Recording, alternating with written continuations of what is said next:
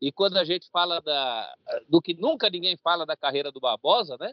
Eu acho que são essas duas pontas. Primeiro, essa ponta do começo dele, do Clube Atlético Ipiranga. E outra ponta que também ninguém fala é a ponta do fim da carreira do Barbosa.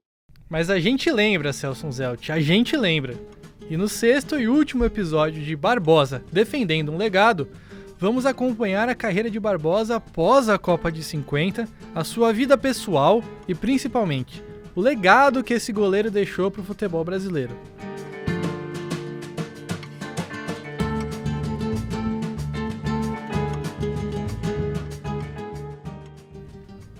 É isso mesmo. Como vocês já ouviram nos episódios anteriores, a carreira de Barbosa não acabou após a Copa do Mundo de 1950.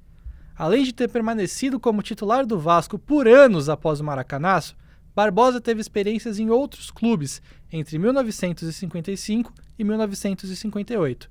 A principal delas talvez tenha sido no Santa Cruz. Então, assim, ele foi um cara que em 56, veja, 6 anos após 50, o Santa Cruz, a torcida do Santa Cruz fez um esforço cavalar para contratá-lo. Então, assim, os torcedores deram dinheiro para o time para pagar o que ele tinha pedido. Porque o Santa Cruz foi atrás dele, do passe dele, e falou, e aí, quanto você quer ganhar? Aí ele falou, eu não estou afim de morar lá em Recife, vou chutar alto, chutou alto. E aí, tipo, os dirigentes de Santa Cruz falaram, nossa, é muito dinheiro. A torcida falou, não, mas é o Barbosa, vamos ajudar. E aí todo mundo se juntou, né, para dar o dinheiro, para contratá-lo. E aí quando chegaram nele, falou, a gente tem o dinheiro para te dar. Aí ele falou, bom, eu sou um homem de palavra, eu vou jogar então no Santa Cruz. Isso é muito legal de conhecer essas histórias, né? É real essa perspectiva de que foi feita uma contribuição, né, uma vaquinha dos torcedores para que ele pudesse ser contratado. Isso, de fato, é uma realidade. Agora, é bom frisar, na verdade, que quando o Barbosa ele veio para o Santa Cruz, naquele momento, ele, na realidade, estava em baixa, né? Então, assim, ele já estava em baixa no Vasco, era fim de carreira, no final das contas, também, né?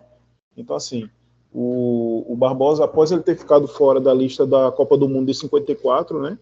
Hoje, em 53, ele vinha se recuperando de uma lesão grave, né? Ele teve a perna quebrada, enquanto ele ainda jogava pelo Vasco, né, acho que numa dividida com um atacante, acho que salvo engano, chamado Zezinho, né, ele naquele momento achava também que precisava mudar de ares, né, e aí ele fez essa opção, surgiu essa possibilidade de vir para o Santa Cruz recebendo altos salários para a época, né, então o que acontece na verdade é que Barbosa, ele veio para cá num contexto de que ele estava em baixa, né, e aí surgiu essa perspectiva, né, essa possibilidade dele vir para cá e houve uma mobilização para que ele fosse contratado, né? Isso também é muito presente na história do Santa Cruz, né? Essa mobilização da torcida, né? Essas contribuições que são feitas por torcedores, né? Arrecadações através de bandeira, né? Através de jogos amistosos, venda de itens, etc. Então, assim, o Santa Cruz ele tem essa marca, né? E com o Barbosa aconteceu exatamente dessa maneira, né? Esse que você ouviu é o Ezequias Pierre, historiador do Santa Cruz e colaborador da Sala de Memória Seu Paiva, o memorial do clube. Antes dele, quem tinha falado foi o Marcel Tonini, pesquisador do Museu de Futebol e organizador da exposição Tempo de Reação, em celebração ao centenário de Barbosa em 2021. Barbosa atuou por 1 ano no Gigante do Arruda, fazendo 45 jogos e conquistando o torneio Início de Pernambuco. Apesar das poucas conquistas e do pouco tempo em Recife, a vinda de um atleta de classe mundial foi um marco para o Santinha. E o Barbosa ele era um goleiro histórico, né? Assim, naquele momento ele era um dos maiores goleiros do país, né? Não era o Barbosa ele é uma dessas personalidades que passaram pelo Santa Cruz e certamente cumprindo esse papel, tecnicamente dentro de campo e também o papel de visibilidade, né? Que eu acho que é importante também. As lutas contra o racismo e o preconceito social que perpassam a vida de Barbosa também estão presentes na história do Santa Cruz. Assim, o goleiro conseguia se concentrar apenas na sua profissão. E aí eu vou te falar o seguinte, o Santa Cruz ele é diferente. Por quê? Porque ele, diferentemente, por exemplo, dos seus rivais locais, do Sport, do Náutico, do América na época, o Santa Cruz ele é um clube que ele não nasceu no Salão Nobre da elite pernambucana, né? E assim como muitos poucos outros clubes no Brasil, o Santa Cruz, Gabriel, ele é um clube que ele é fundado também por um atleta de cor. Então, veja, a questão racial para o Santa nunca foi um tabu. Jogadores de cor, jogadores negros e etc., eles sempre estiveram naturalizados no dia a dia da disputa do Santa Cruz enquanto associação enquanto entidade esportiva, né? Então, assim, não foi um evento a vinda de um jogador negro, porque o elemento de cor faz parte da história do Santa Cruz também. Em 1958, o Moacir voltou para casa com grande festa da torcida vascaína. Já acima dos 37 anos, o arqueiro protagonizou momentos de brilhantismo técnico, títulos e altruísmo. O Marcel relembra alguns episódios. Ele sempre foi muito reverenciado. Ele participou muito também na formação de muitos goleiros no Vasco. Ele cedia muito lugar. Teve alguns momentos que ele falava: olha, me sinto mal de ser titular no Vasco. Ele já veterano, né? Com quase 40 anos, falando: poxa, tem goleiros bons aqui, né? E ele ajudou a formar esses goleiros. Às vezes ele dava oportunidade para esses goleiros para atuar. Então, assim, ele tinha um caráter bastante impressionante. Assim, as pessoas que conviveram com ele sempre elogiaram, né? Entre muitas coisas, por isso também. E o final de carreira? Aos 41 anos, Barbosa pendurou as luvas. O Celso Zelt, comentarista dos canais ESPN e pesquisador do futebol, conta um pouco mais. Ele só vai encerrar a carreira perto dos 40 anos, aliás, com mais de 40 anos, né? Porque ele era de 1921, ele encerra a carreira em 1962, no Campo Grande do Rio de Janeiro, que era um time relativamente importante até os anos 80, time de primeira divisão, e ninguém também lembra disso. Só falam do gol que ele tomou do Gigia, né? Dizem que o jogador morre 2 vezes. Uma quando ele para de jogar e a outra quando ele morre de verdade. A primeira morte de Barbosa foi aos 41 anos e a segunda aos 79.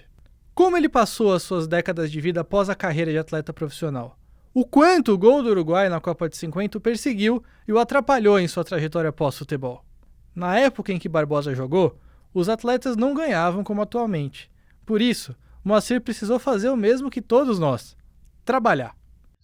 Só que o futebol não deu dinheiro.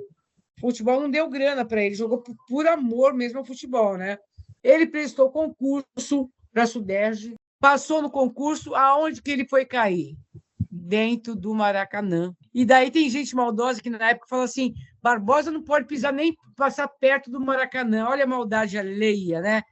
E o Barbosa foi trabalhar no escritório, mas ele não gostou. Daí tinha piscina, ficava parada.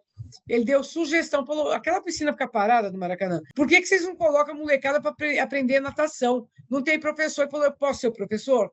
Professor de natação negro também é uma coisa que era para branco também. Daí ele passou no concurso, começou a trabalhar no Maracanã, depois que ele parou de jogar futebol, e ele era professor. E ele fez uma evolução no Maraca, porque só a molecada jogava, e as mulheres ficavam, eu tenho que ter foto, as mulheradas ficavam sentadas esperando o filho. Daí ele foi na administração e falou assim: essas mães ficam sentadas sem fazer nada, aí fofocando da vida, vamos botar essa mulherada para aprender junto com os filhos.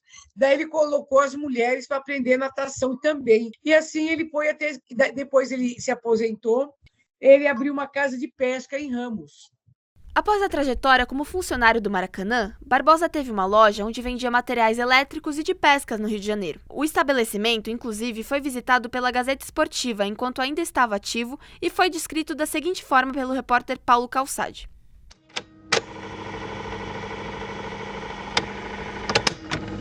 O repórter Paulo Ricardo Calçade esteve por mais de uma semana atrás dele e conseguiu marcar um encontro em Ramos, bairro carioca humilde, em uma loja que vende material elétrico e artigos de pesca, onde o ex-goleiro mantém uma casa. Lá estava o Barbosa na porta da loja, cuja pintura vem sendo castigada pela ação do tempo há tempos. Apresentados foram para a parte de trás da loja, que tinha luz natural. Ele estava de bermudas, sandálias e camisa de colarinho, bastante disposto. Essa loja servia como ganha-pão, casa e memorial para Barbosa. Paradoxalmente, o local que tanto lhe fez bem foi uma das razões para ele decidir mudar de vida nos anos 90, já na terceira idade. Só que um dia veio uma chuva, aquela que leva tudo, ela entrou na loja dele, tinha maior dinheiro investido, as coisas pessoais dele, acabou com tudo, levou tudo. E ele ficou sem a loja, né? Daí ficou sem a loja durante algum tempo, receberam aquela aposentadoria junto com a Clotilde, eles iam passear muito, comer fora, tudo com aquele dinheirinho. Ele sobrevivia com aquele dinheirinho. E daí, logo em 90, ele veio embora para Praia Grande.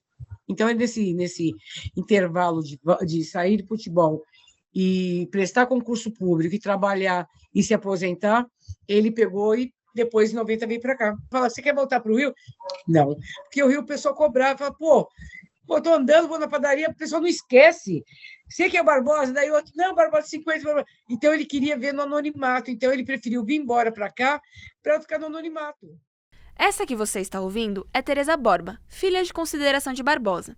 Eles se conheceram na Praia Grande, no litoral sul de São Paulo, já nos últimos anos de vida do ex-goleiro. A relação dos dois se estreitou ainda mais após a morte de Clotilde, esposa de Moacir. Sem dinheiro e sozinho, o ex-atleta recebeu todo tipo de apoio. Além da companhia diária de Teresa, Barbosa ganhou uma fiel escudeira, capaz de batalhar por ele e encontrar soluções nos momentos de dificuldade. E ele começou a vir aqui. E ele batia papo comigo. Daí um dia ele falou para mim, sabe de uma coisa? Eu não tive filhos porque eu viajava muito. E eu queria ter tempo com meus filhos, né, se eu tivesse. E eu nunca tive por causa disso. Mas Deus, ele é tão bom que ele me deu uma filha. Eu falei, você tem uma filha, né? Ele falou, tenho uma filhona. Eu falei, caraca, você nunca me falou nada. Ele falou, eu falei, e ela, onde está? Ele falou, na minha frente. Putz, eu abri o bocão, né? Eu falei, putz, eu queria tanto um pai, eu precisava tanto de um pai. E você está na minha frente, né? Daí foi, assim, aquele amor mesmo. E logo em seguida ele ficou viúva. A Clotilde, a esposa dele, ela teve um câncer, o dinheiro que ele tinha, que ele vendeu a casa em Ramos e veio para cá, para a cidade. Daí ele ficou a help, duro, liso e leso, né? Sem nada. E aí teve que passar o Pires com algumas pessoas para poder fazer o enterro dela quando ela foi. E eu me lembro bem a data que eu viajei nessa época. Eu tinha viajado, então eu lembro porque eu faço aniversário dia 25 de maio, e eu cheguei no dia 25 e ela foi enterrada no dia 24. E ele estava sempre sorrindo, sempre alegre, sempre feliz. Eu achei ele meio diferente. Falei, neguinho, o que foi? Ele falou, você não sabe. Eu falei, mas o que aconteceu? Ele falou, a Clotilde partiu. E morava ele, a mulher dele e a irmã da mulher dele. Eles dois, o Barbosa e a esposa, moravam com a cunhada. A cunhada era viúva, por isso que eles vieram morar. Ela convidou para eles morarem com ela. Mas só que os dois não se batiam muito, né? Eles não se batiam muito bem. As dificuldades, no entanto, não pararam por aí. O seu sobrinho vendeu o apartamento onde morava Moacir. O comprador deu apenas 10 dias para ele deixar o imóvel. Em um primeiro momento, a Teresa pensou em trazer o seu pai de consideração para morar com ela. O Barbosa, no entanto, já era idoso.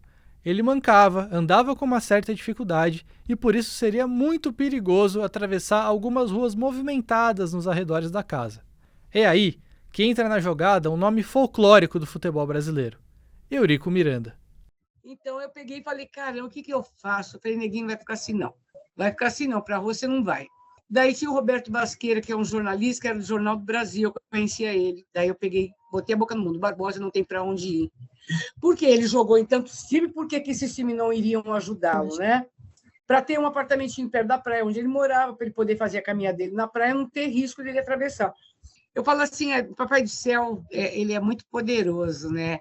Ele é muito lindo, ele é muito amor, porque quando o Roberto Basqueira fez essa matéria, não acredito em coincidência, o Eurico Miranda estava procurando os jogadores de 48 que ganhou o primeiro Sul-Americano, só que não tinha sido reconhecido. Daí, aquela época, que foi em 97, foi feito o reconhecimento. Então, ele está procurando todos os jogadores da antiga para poder fazer uma comemoração, uma solenidade, uma semana de festa. De repente, tocou o telefone aqui. A gente sentada na mesa lá fora, o telefone lá fora também. Daí eu atendi e falei, quem é? Eurico Miranda. Cara, meu Deus, né? Daí quero falar com o Barbosa. Daí eu passei o telefone para o Barbosa e Eurico, né? Daí o Barbosa começou a bater papo, dar risada, aí o Barbosa falou, tudo que era feliz, para ele levantar uma pessoa, conversaram. Daí ele falou assim, olha, eu vou falar com a minha filha e daqui a pouco, daqui meia hora, você retorna que eu te dou a resposta, né? Que era para ele, não para a gente não, para ele ir ao Rio para fazer esse encontro com todos os jogadores, que ia ter todas as festas. Ele falou comigo, o Eurico chamou para ir. Eu falei, vou, né? Eu falei, que pergunta? Estamos indo embora, arruma as malas, vamos embora. Eu preciso falar com esse cara, né? Daí ele olhou para mim e falou, o que você vai aprontar? Você é terrível. Daí eu peguei, não ia aprontar nada não, mas ele estava desconfiando de mim. Eu já tinha um plano formado na cabeça, né? Daí a gente chegou lá, ele foi tratado como fosse um rei, um príncipe pelo Eurico Miranda. Encontrou com todos os jogadores, tem até, acho que vídeos, eu tenho fotos. encontrou com todos os jogadores. Eu falei, tive o privilégio de conhecer muitos jogadores do primeiro Sul-Americano de 48, né? Hoje não estão nenhum deles estão mais aqui. E daí teve solenidade, teve missa, teve jantar, teve almoço, teve show, teve jogo, teve blá. Quando foi no domingo não tinha nada. Daí eu, do hotel eu liguei para São Januário e falei para o Nilson Gonçalves, que também já foi embora. Falei, Nilson, o Eurico está aí? Ele falou, Tereza, tá assim. Eu falei, putz, eu queria falar com ele. O Barbosa olhou assim para minha cara, tipo, o que ela quer falar com ele, né? Fomos nós para São Januário. Chegou lá, estava Dinamite, estava Pitanga, estava Vavá, estava uma leva assim, eu fiquei de boca aberta ali, né? Chegando ao estádio vascaíno, todo o receio de falar com Eurico Miranda foi embora. Extremamente receptivo, o dirigente cruzmaltino não pestanejou em ajudar o ídolo de seu clube. Daí eu peguei e falei para ele, falei assim, Eurico, quando não foi embora, falei, o Barbosa está com um problema, eu tenho a minha casa, mas tem que atravessar uma pista perigosa, e ele tem 8 dias para sair de onde ele está. Ele bateu na mesa e falou, pô, Tereza, por que você não falou antes? Caramba, você estava esperando o quê? Eu falei, uma oportunidade, né? O Barbosa, sim, porque o medo do Barbosa era ganhar não e achar que a gente está pedindo esmola. Quer dizer, na vida você tem que se arriscar, porque o não a gente já tem. Todos os dias você tem um não. Daí o Eurico falou, procura um apartamento para ele, vê lá que eu vou comprar um apartamento para ele. Tereza e Eurico se acertaram para o ex-presidente do Vasco dar um apartamento para Barbosa, mas faltou combinar com o próprio Moacir. Diante do desejo de deixar todos os seus bens para sua filha de consideração, o ex-goleiro não quis um imóvel, com medo de, após a sua morte, haver uma briga judicial pela propriedade. Assim ficou combinado que Eurico daria uma ajuda financeira, porém, o apartamento de Barbosa seria alugado. A gente voltou, procuramos, achei um apartamento para ele, bonitinho, primeiro andar, gostosinho, mas o Barbosa, quando voltou, a gente veio para casa, depois veio o apartamento, ele falou para mim, foi a primeira vez que eu ouvi essa palavra, esse velho deitado. Ele falou para mim, filho feio não tem pai, mas quando o filho é bonito, aparece até mais de um pai. Eu falei, eu não consegui captar a sua mensagem, eu não consegui entender, né? O que ele queria dizer com aquilo. Eu falei, Neguinho, você tem que falar alguma coisa, fala logo, né? Porque por código assim eu tô lenta, né? Enchendo o saco dele. Ele falou assim, eu não tenho ninguém me ajudou em nada, ninguém me dá nada. Se eu tiver 1 milhão é teu, se eu tiver um real é teu. Eu falei, mas o que acontece? Ele falou, não tem ninguém, mas se falarem que me deu um apartamento, a hora que eu bater as botas, você vai ser perturbada. Vão te encher o saco, eu não quero isso para você. Em seus últimos anos, já viúvo, Barbosa passou muito tempo ao lado de Tereza, seja em seu quiosque ou na sua casa. Sua grande companheira organizava suas entrevistas, eventos e tentava agendar palestras para levantar um dinheiro. Ele também atuou como apontador de jogo do bicho, para ter mais uma fonte de renda. A gente não é ninguém para julgar. Ele era muito gostoso, ele era muito fofo. Ele levantava, ia dar o rolê da praia, tomava os 2 Beer Nights, e teve uma época da vida também que ele ficou gastar tanto dinheiro com a Clotilde, com o remédio do câncer, a aposentadoria dele era R$82. Era dinheiro para comprar uma marmita e olha lá. Daí eu falei, Barbosa, deixa eu dar uma olhada nesse papel. Daí lá estava desconto não sei do quê, desconto não sei do quê, desconto o preço, mas você não usa nada disso, nem a tua mulher usava nada disso. Eu falei, vamos para o Rio, vamos no Maracanã, vamos lá. Daí nós fomos. Daí eu falei, vocês tiram isso. Daí acho que foi para R$125 a aposentadoria dele.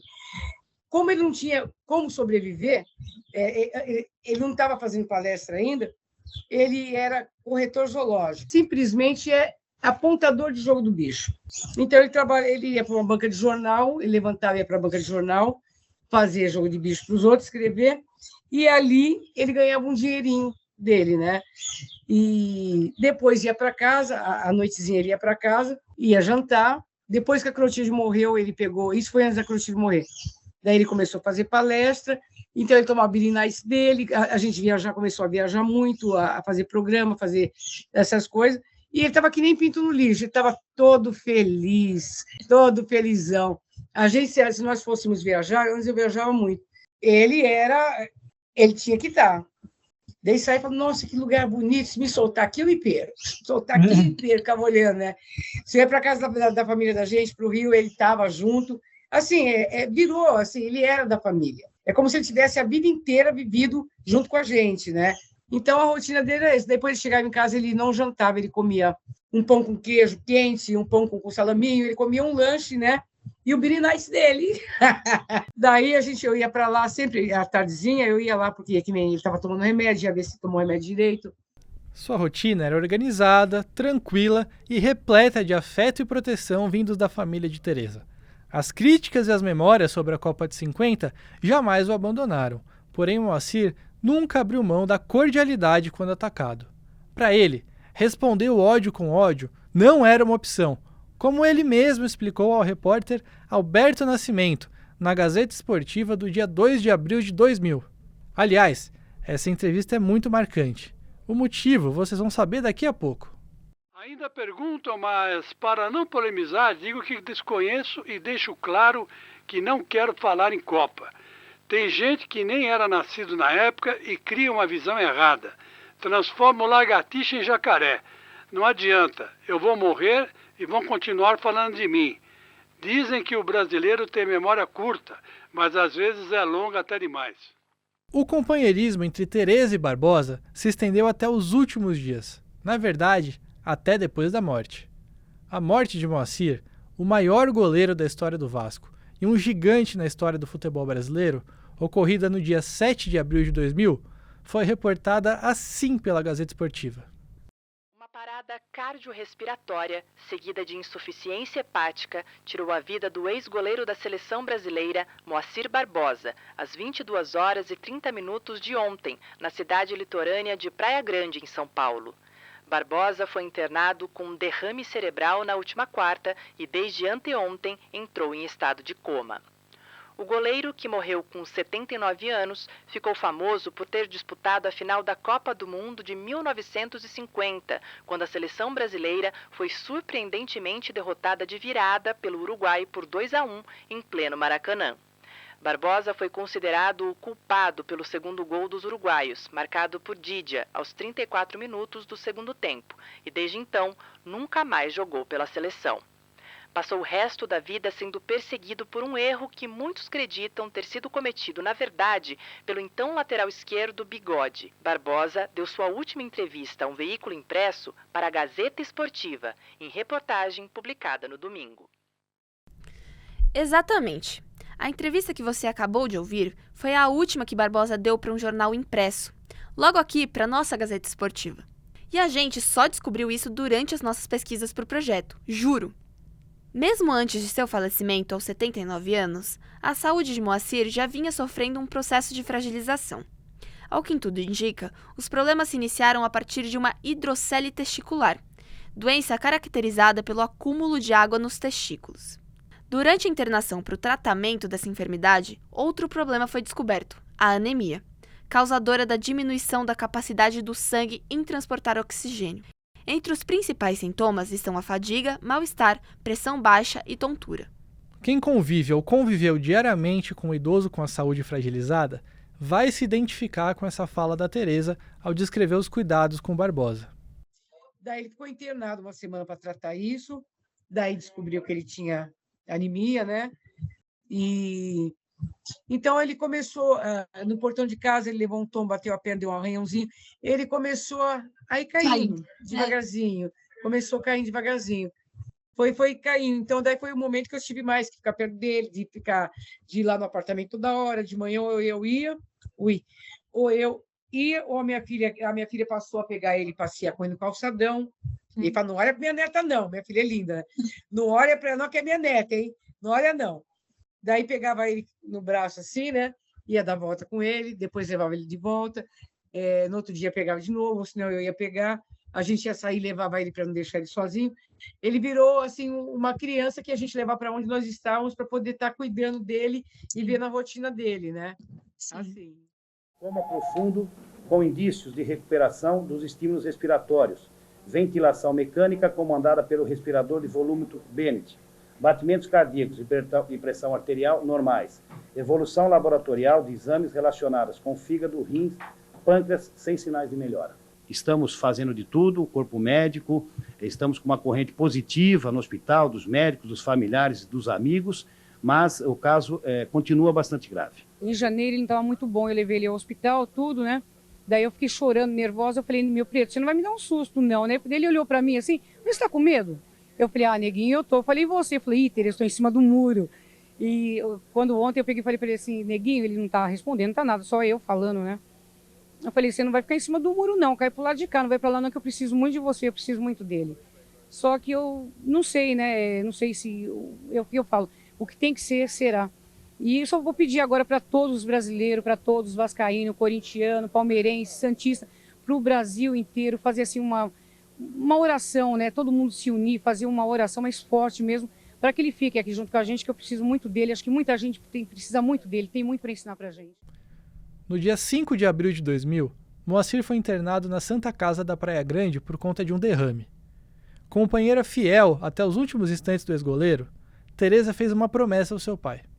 Então eu falei, é uma linda história de amor, só que daí ele não conseguiu sair do hospital, e daí eu falei, e antes dele ir embora, eu falei para ele, eu falei, neguinho, eu vou mudar esse estigma de 50. Ele falou, você não consegue, não. Daí eu falava direto. Daí um dia ele pegou, olhou bem para minha cara, assim, foi acho que uns 15 dias antes de ele morrer. Ele falou, neguinha, do jeito que você é terrível, você ainda consegue. O corpo de Barbosa morreu, mas a sua memória precisa sobreviver. Por isso, após o falecimento de Moacir, não houve tempo para chorar. Tereza iniciou um trabalho ferrenho para manter o nome do seu pai vivo na mídia e batalhou para quebrar os estigmas que o perseguiam. Tereza concede inúmeras entrevistas para falar do ídolo vascaíno e jamais renuncia ao entusiasmo para contar as histórias de Barbosa de maneira detalhada. Além disso, faz questão de explicar claramente qual a imagem ela gostaria de passar e quais injustiças foram sofridas pelo seu pai, quantas vezes forem necessárias. Quem sabe bem disso é Samuel Porfílio, autor da música Barbosa, Herói da Resistência. Ele decidiu homenagear Moacir, mas a primeira versão da obra não foi aprovada não. O Barbosa em si, sempre foi um personagem, assim, eu sempre gostei de futebol, né, desde moleque. O Barbosa sempre foi uma história que era muito encoberta para mim, né? Eu sabia pouco do Barbosa, e esse pouco que eu sabia é de uma narrativa que depois descobri que era totalmente mentirosa, né? Ou parte dela, né? E aconteceu de eu estar aqui na pandemia, eu estava muito tranquilo, assim, na questão dos meus trabalhos, eles estavam fluindo naturalmente. Eu estava conversando com um amigo meu de longa data, que é o Guilherme Ramos, que foi que produziu a música, e aí, na ocasião, como ele trabalhava na parte técnica da arte, né, ele fazia áudio, né, para teatro, áudio para artistas, ele estava parado, pensando em vender sanduíche para conseguir se manter. Então, aquilo me preocupou muito, né, porque eu falei, poxa, eu não consigo sair daqui, né, pandemia, não tem como fazer, vou pensar em alguma coisa. Ele falou, se tiver qualquer coisa aí pra me ajudar, uma live, me dá um salve. Eu falei, tá bom. Fui assistir televisão ali e preocupado com ele. Aí tava passando um documentário sobre o centenário do Barbosa. Aí eu falei, pô, tá aí, ó, vou compor uma música, vou chamar ele pra produzir. De repente a música leva pra algum lugar e ele se mantém de alguma forma. Eu escrevi a música com o que eu tinha de acesso, o que eu tinha de informação, e a gente gravou. A música tinha 2 partes só. E aí, beleza, gravou e tal. Quando eu estava pensando em lançar a música, eu falei, mano, acho que não seria melhor ver se essa história é real. E aí eu procurei a Tereza, que é a filha dele. E aí quando a gente encontrou, assim, eu comecei a conversar com ela, eu falei, fez uma música assim e tal, ela foi super receptiva com a gente. Ela, tá bom, mesmo. Aí mandou o WhatsApp dela, eu já achei, opa, vai ser conhecer ali para conseguir ter a liberação da música, né? Quando eu mandei a música, ela, não, mano, essa história é a história que a gente não quer contar. Essa é a história que a mídia conta, que é uma história assim. Eu falei, então vamos fazer o seguinte, me conta a história dele e vamos escrever junto essa música. Um dia eu tô aqui, um dia churrasco, tinha tomado todas, aí tá com o telefone. Daí eu falei, oi, quem é? Oi, dona Tereza, aqui é o Samuel Porfílio, sou da banda Garagem Urbana, e eu fiz uma música pro teu pai. Falei, caraca, que legal. Falei, manda a música aí pra mim, pô. Daí ele mandou a música. Ai, que decepção. Daí eu falei, mas você tá louco? O que você fez? Você foi lá no Google, você reproduziu tudo que se falava de 50, você foi reproduzindo. Não, a história não é essa não, meu amor. É assim, assim, assim. Barbosa, ele é herói da resistência, Barbosa aconteceu isso. E daí eu fui contando as coisas para ele. Nossa, ele chorou. Ele falou, nossa, eu não acredito, que pesado, que loucura. Daí ele pegou tudo que eu fui falando com ele, ele pegou e escreveu a música. A música é linda, linda, linda, linda, linda. E eu não gosto de rap. E ele fez a música, porque é onde conta a história do Barbosa, a sua narrativa, né? O que ele passou. E ele foi um cara muito, muito além do seu tempo, porque ele levantou a cabeça, ele não pensou em suicídio, ele não parou de sorrir, ele não parou de viver, ele não parou de ser campeão. Feitas as devidas correções, a música caiu nas graças de Teresa. Lá vai ele pra mais um desses embates que pesa além dos quilates. Quem reza pelos milagres, mãos que evitam empates, enfrentam bons contra-ataques. No arremate, no bate, rebate, no rebote, conta com a sorte, pega na ponta dos dedos, espalma pra escanteio, salva, levanta e vibra, deixa preso o gol na garganta. A crônica esportiva branca, sempre tão vaidosa, se rende ao talento da lenda chamada Barbosa, ganhando copas e copas na seleção e no time. Politicagem fez o vice parecer um crime. O invés do pódio, o ódio, mas para o Vasco o orgulho. O palco é São Januário, abrigo é o refúgio. Partidas inesquecíveis, momentos inenarráveis. Sempre um protagonista manteve a humildade. Vitórias são celebradas. Diante desse discurso, Samuel decidiu chamar Barbosa de herói da resistência. Eu acho que o Barbosa, junto com o time do Vasco, naturalmente eles são a própria resistência ali, eles já são um símbolo de luta por tudo que te enfrentar. Se você enfrenta ali a federação que é contra, os clubes contra, os cartolas são contra, e eles entram em campo e ganham, eu acho que isso isso é um legado muito grande. Às vezes ele não tinha as palavras para falar sobre o racismo, porque de repente não conhecia também sobre, só que ganhar um campeonato, entrar com a camisa preta, a torcida, você construir um estádio dentro de uma comunidade, tudo isso é um símbolo de resistência enorme, né? Então, assim, que fica até hoje. O processo de recuperação da imagem de Barbosa também chegou aos clubes pelos quais o ex-goleiro passou. Em frente ao Clube Atlético Ipiranga, na zona sul de São Paulo, onde Moacir iniciou sua carreira, tem uma praça que desde o dia 3 de setembro de 2022 carrega seu nome. O projeto de lei foi elaborado pelo então vereador Dalton Silvano e aprovado em fevereiro de 2018. Após anos de obras e um atraso por conta da pandemia, o espaço foi reinaugurado em setembro de 2022. Revitalizada, a praça agora possui sinalização e vaga para 9 carros. Vale dizer que a diretoria do Clube Atlético Ipiranga, em especial Roberto Napi, que participou do nosso primeiro episódio, teve um papel importante na execução dessa homenagem. No Vasco da Gama, o grande clube da carreira de Barbosa, a homenagem foi impactante. Em 2020, o Cruz Maltino inaugurou um novo centro de treinamentos em Jacarepaguá, no Rio de Janeiro. Moacir foi o grande homenageado no evento de inauguração e daria nome a um dos campos de treino do clube carioca. No entanto, isso não era suficiente para Teresa Borba. Daí eu fui lá na frente e falei, olha, não era isso que eu queria o CT Moacir Barbosa. Mas já que é o campo, caiu que nem uma lua. Eu falei, mas ainda vai ser Moacir Barbosa. Daí pedi para eles fazerem uma votação oficial, porque eu fiz a minha votação, todo mundo pediu, né, Moacir Barbosa. Eles fizeram com 10 jogadores, Barbosa ganhou. Daí tá Campo Futebol Moacir Barbosa, CT Moacir Barbosa e a avenida lá chama Avenida do Arroz, chamava-se. Avenida do Arroz, né? Hoje chama Avenida Moacir Barbosa. Deixando o legado dele aí para as pessoas perguntar quem é Moacir Barbosa, quem é Cícero Pompeu de Toledo, tipo assim, né? Uhum. Então, ele tá perpetuado e quero continuar fazendo isso. E o Barbosa, ele é uma grande lição de vida que ele foi raçudo, corajoso. Ele foi lá, meteu os peitos e falou, eu vou porque eu posso. E ele foi. Ele foi fazer o que ele amava, o que ele gostava, que era ser goleiro. Foi campeão em todos os lugares. Então, hoje eu falei, ele é uma grande lição de vida. Eu falo, ele é meu herói da resistência. E assim foi. Escolhido pelo voto popular, Moacir não dava mais nome apenas a um campo de futebol. Agora, todo o centro de treinamento do Vasco da Gama levaria o nome do maior goleiro da história do clube. Além disso, um muro em homenagem ao arqueiro foi pintado dentro do CT vascaíno. Apesar de todas as adversidades que teve em vida, podemos dizer que os trabalhos de preservação da memória de Moacir estão surtindo um grande efeito. Hoje, o ex-atleta é homenageado pelos seus antigos clubes e tem sua imagem reconstruída após anos de tratamento hostil pela opinião pública. Ele é lembrado como um dos maiores goleiros da história do futebol brasileiro e ajudou a escrever capítulos marcantes do Vasco e da seleção brasileira. Se despediu dessa vida como um atleta profissional multicampeão, um marido apaixonado e um pai afetuoso de uma filha adotada já na fase adulta. Ademais, a cada dia se torna um símbolo maior de resistência. Suportou um processo injusto de desmoralização, sem perder a cordialidade. E mesmo sem os elementos para o fazer de forma vocal, resistiu na luta contra o racismo. Combateu a discriminação racial ao ocupar espaços que poucas vezes na história foram acessados por negros, como o gol da seleção brasileira. Em uma época ainda menos convidativa para pessoas pretas no futebol, em comparação aos dias atuais. Assim sendo, o primeiro goleiro negro a ser titular do Brasil em uma Copa do Mundo serviu de exemplo para que outros jovens seguissem essa carreira. Com tamanhas homenagens, está recebendo em morte o reconhecimento que merecia em vida.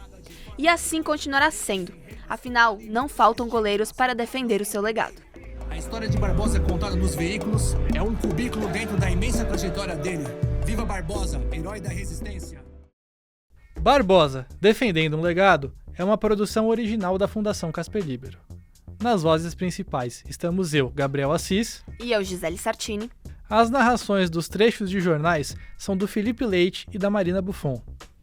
Esse podcast foi idealizado, produzido e roteirizado também por mim, Gabriel Assis, e pela Gisele Sartini. A captação desse episódio foi feita pelo Caio Lima. A edição, finalização e mixagem foram feitas pela Gisele Sartini e pelo Caio Lima. A coordenação de conteúdo e projetos especiais é da Patrícia Hirose. A coordenação de mídias digitais é do Evandro da Silva e Silva.